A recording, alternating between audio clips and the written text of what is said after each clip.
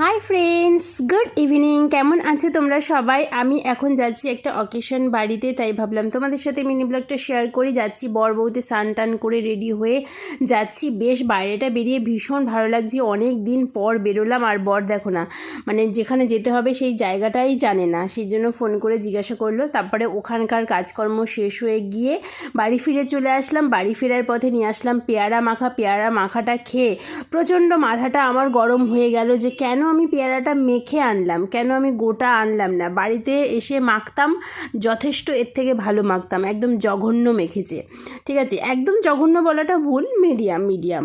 তো তোমরা পেয়ারা মাখা খেতে কারা ভালোবাসো অবশ্যই কমেন্ট করো। আমি তো পেয়ারা মাখা, লেবু মাখা, টমেটো মাখা, তেঁতুল মাখা, মানে এনিথিং মাখা আমি খেতে খুব ভালোবাসি। আমি আমার জন্য পেয়ারা মাখা এনেছিলাম, দ্বীপের জন্য এনেছিল আঙুর। ও আঙুর খেতে ভীষণ ভালোবাসে। তো এই ছিল আজকে সারাদিনের রোজ নামচা। যদি ভালো লাগে লাইক করো।